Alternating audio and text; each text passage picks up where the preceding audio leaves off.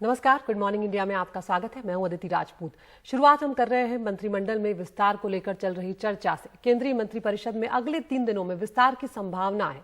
माना जा रहा है कि जहां कई मौजूदा मंत्रियों को मंत्रिपरिषद से हटाया जा सकता है, वहीं 5 राज्यों के चुनाव के मद्देनजर कई नए चेहरों को भी जगह मिल सकती है। केंद्र में 81 मंत्री बनाए जा सकते हैं और अभी मंत्रिपरिषद में 53 मंत्री और 28 मंत्री और बनाए जा सकते हैं। हमारे साथ जुड़ रहे हैं हमारे पॉलिटिकल एडिटर अखिलेश शर्मा।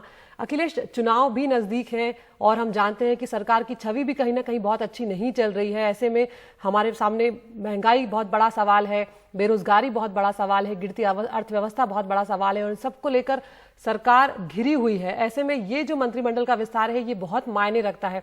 किन लोगों की छुट्टी हो सकती है, क्या कोई नाम सामने आ रहे हैं और किन लोगों को मौका दिया जा सकता है? देखिए, अभी जो जानकारी मिल रही है सूत्रों के मुताबिक, उसमें अगले 2-3 दिनों में ये मंत्रिमंडल विस्तार संभव है। हालांकि अभी इस बारे में आधिकारिक तौर पर कहीं से भी कुछ नहीं कहा गया है, लेकिन सूत्र बता रहे हैं कि इस तरह की कोई एक अटकल है कि अगले 2 से 3 दिनों के भीतर ये मंत्रिमंडल विस्तार हो सकता है। और जहां तक नए चेहरों का सवाल है, 5 राज्यों के जो चुनाव होने जा रहे हैं, जिसमें खासतौर से उत्तर प्रदेश, उत्तराखंड है, वहां को लेकर के सबसे ज्यादा हलचल है। वहां का प्रतिनिधित्व तो बढ़ाया जा सकता है, इस तरह की पूरी संभावना है। इसके अलावा कई ऐसे लोग हैं जिनको वादा किया गया था जगह मिलने का, जैसे कि ज्योतिरादित्य सिंधिया, वो 16 महीनों से इंतजार कर रहे हैं मंत्री पद का, उन्हें भी कैबिनेट में जगह मिलने की संभावना जताई जा रही है। इसके अलावा सर्बानंद सोनोवाल, जो कि असम के मुख्यमंत्री थे, उन्होंने अपनी कुर्सी हेमंत बिस्व शर्मा को सौंप दी थी, तो उन्हें भी कैबिनेट में यहां पर एडजस्ट करने की बात है। असम से एक राज्यसभा की सीट भी बीजेपी को मिलेगी, तो इस लिहाज से उन्हें सांसद बनने में भी कोई दिक्कत नहीं होगी।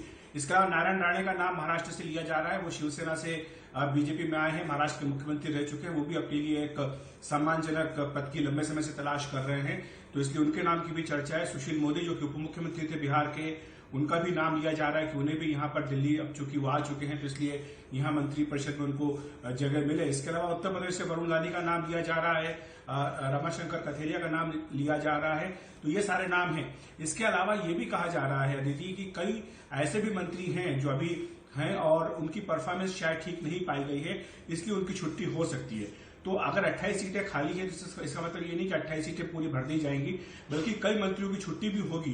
तो इस लिहाज से जो मंत्रिमंडल का आकार है वो 50-60 के बीच में ही रहेगा, इसी बात की कोशिश होगी।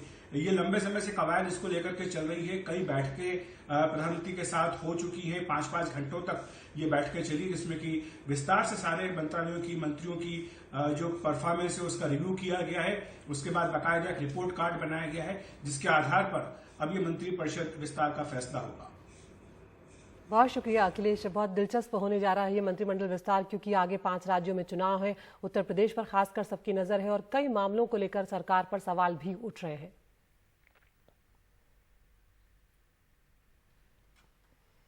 और उत्तराखंड की बात करते हैं, जहां पर मुख्यमंत्री तीरथ सिंह रावत 3 दिनों से दिल्ली में हैं, लेकिन वो खुद को आइसोलेट किए हुए हैं, ना किसी से मुलाकात कर रहे हैं और ना ही बाहर निकल रहे हैं। हालांकि जिस दिन आए हैं उसी रात गृहमंत्री अमित शाह और बीजेपी अध्यक्ष जेपी नड्डा से उनकी मुलाकात हो गई थी। अगले दिन उन्हें देहरादून वापसी जाना था, जो अचानक टल गया और जिसके बाद से अटकलों का बाजार गर्म हो गया है। सवाल उठ रहे हैं कि क्या तीरथ सिंह रावत पार्टी में अलग थलग पड़ गए हैं? क्या ये फिर से सत्ता परिवर्तन की आहट तो नहीं है? और हमारे साथ जुड़ गए हैं हमारे सहयोगी हिमांशु शेखर, जो लगातार इस पर नजर बनाए हुए। हिमांशु, तीरथ सिंह रावत अभी सांसद हैं और हम जानते हैं कि मुख्यमंत्री की कुर्सी संभालने के 6 महीने के अंदर उनका विधायक बनना भी जरूरी है, लेकिन क्या वजह निकलकर सामने आ रही है? क्योंकि कहीं ना कहीं ये लगातार सुनने में आ रहा है कि अलग थलग वो पड़ गए हैं और ये भी सुना जा रहा है कि शायद उनको हटाया भी जा सकता है। देखिए, वेडनेसडे को वो यहाँ आए थे, बुधवार को, और ये कहा गया था कि हाईकमान ने उन्हें समन किया है, क्योंकि बहुत सारे सवाल हैं जिस तरह से उत्तराखंड में सरकार चल रही है और मुख्यमंत्री का जो अपना परफॉर्मेंस है उसको लेकर भी उनके जो अपने सहयोगी थे उनके कई सवाल थे। तो वो बैठक हुई 11:30 बजे रात को, करीब बुधवार को, ये माना जा रहा है कि वो करीब 11:30 बजे अपने घर से निकले और बहुत देर रात उनकी मुलाकात हुई है। लेकिन एक बहुत ही अनयूजुअल है, मैं 2 दिन से उनको फॉलो कर रहा हूँ। देखिए, जब भी कोई मुख्यमंत्री दिल्ली आता है तो उसका एक बहुत ही बिजी शेड्यूल होता है, उससे मिलने वाले लोगों की संख्या बहुत बड़ी होती है, उसके सार्वजनिक कार्यक्रम होते हैं, केंद्रीय मंत्रियों से भी मुख्यमंत्री के तौर पर उनकी मुलाकातें होती हैं। लेकिन इस बार पिछले 2 दिन में तीरथ सिंह रावत एक बार भी न उन्होंने कोई बयान दिया है, न ऑफ द रिकॉर्ड मीटिंग की, जो हमने बार बार उनसे रिक्वेस्ट की है वो हमसे मिले हैं, न ही उनके पार्टी के किसी और नेताओं के साथ कोई मुलाकात हुई हो। वो 2 दिन से अपने घर पर हैं, कावेरी अपार्टमेंट पर। पहले कुछ समय तक उत्तराखंड सदन में थे बुधवार को, और शाम को वो शिफ्ट हो गए थे अपने परिवार के साथ कावेरी अपार्टमेंट, और कल रात तक वो कावेरी अपार्टमेंट में ही थे। और इससे एक बहुत ही असमंजस की स्थिति सामने आई है कि एक राज्य का मुख्यमंत्री दिल्ली में है, 2 दिन तक किसी से मुलाकात नहीं करता है, और न ही किसी मंत्री के पास जाता है, न ही किसी ऑफिशियल इंगेजमेंट में भाग लेता है, न ही उत्तराखंड सरकार से जुड़ी किसी कार्यक्रम में भाग लेता है। तो वो फिर दिल्ली में यहाँ पर उसे क्यों वो यहाँ पर अपने आप को उन्होंने रखा है, ये एक सवाल निश्चित तौर पर उठ रहा है। और इसी के साथ जो बज़ है राजनीतिक गलियारों में, इस बात की चर्चा भी शुरू हो गई है कि क्या पार्टी के अंदर तीरथ सिंह रावत जो है वो अलग थलग पड़ते जा रहे हैं, ऐसे समय पर जब कुछ मीडिया की खबरें ये भी बता रही हैं कि उन्हें उनके परफॉर्मेंस से पार्टी हाईकमान खुश नहीं है। देखिए, सब महत्वपूर्ण ये भी है कि उत्तराखंड हाईकोर्ट ने पिछले कुछ हफ्तों में लगातार कई बहुत कड़ी टिप्पणियां की हैं। जिस तरह से उत्तराखंड सरकार ने कोरोना महामारी के दौर में स्थिति का संचालन किया था, उसको लेकर बहुत सारे सवाल उत्तराखंड हाईकोर्ट ने उठाए हैं, और इससे उत्तराखंड सरकार के परफॉर्मेंस पर कई सवाल खड़े हुए हैं। देखना बहुत महत्वपूर्ण होगा कि ये जो असमंजस की स्थिति है वो कब तक बरकरार रहती है। अदिति, बहुत शुक्रिया हिमांशु, आप नजर बनाए रखिए, हम आप पर आते रहेंगे। और उत्तराखंड में सब कुछ ठीक नहीं दिख रहा है, देखते हैं कि तीरथ सिंह रावत को लेकर पार्टी हालाकमान क्या कुछ फैसला करती है। और अब पंजाब की बात करते हैं, जहां पर कांग्रेस की कलह जो है वो खत्म होने का नाम ही नहीं ले रही है। चुनाव से पहले अब मंत्रिमंडल और संगठन में भी फेरबदल की तैयारी है। साथ ही प्रदेश कांग्रेस अध्यक्ष सुनील जाखड़ की जगह नया अध्यक्ष लाने की भी बात सामने आई है। प्रदेश अध्यक्ष पद के लिए नवजोत सिंह सिद्धू का नाम आगे चल रहा है। सिद्धू ने बुधवार को ही, हम जानते हैं कि दिल्ली आकर प्रियंका गांधी और राहुल गांधी से मुलाकात भी की है, लेकिन कैप्टन अमरिंदर सिंह का कहना है कि प्रदेश कांग्रेस अध्यक्ष कोई हिंदू होना चाहिए, और इसके लिए उन्होंने आलाकमान के सामने विजय सिंगला का नाम आगे किया है। अब देखते हैं कि क्या कुछ इस मामले में फैसला किया जाता है, क्योंकि सिद्धू और कैप्टन के बीच में तनातनी फिलहाल खत्म नहीं हुई है।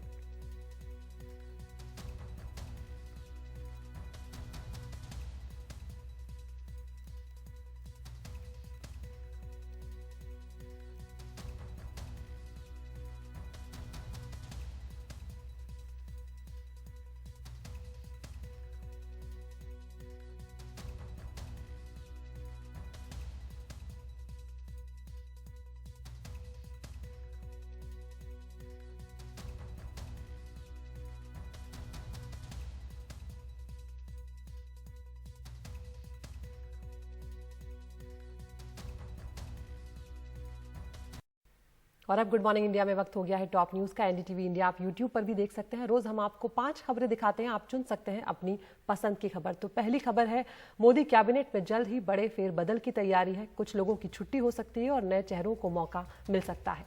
दूसरी खबर है, क्या अब सिद्धू होंगे पंजाब कांग्रेस के नए अध्यक्ष, क्योंकि कांग्रेस का अध्यक्ष पंजाब में अब बदला जाना है। तीसरी खबर है, अफसरशाही से तंग नीतीश के मंत्री ने की है इस्तीफे की पेशकश। चौथी खबर, दिल्ली के निजी स्कूलों की फीस में 15% की कटौती करने का केजरीवाल सरकार ने आदेश दिया है। और पांचवी खबर है, उत्तर भारत में झुलसाती गर्मी और लू के थपेड़े, दिल्ली में 43 पार हुआ तापमान, गर्मी से लोग बेहद परेशान। तो आप हमारे YouTube चैनल पर जाकर इस पोल में हिस्सा ले सकते हैं, चुन सकते हैं अपनी पसंद की खबर। उस खबर को हम आपको विस्तार से एनडीटीवी इंडिया और उसके YouTube चैनल पर दिखाएंगे। गुड मॉर्निंग इंडिया में इतना ही, नमस्कार।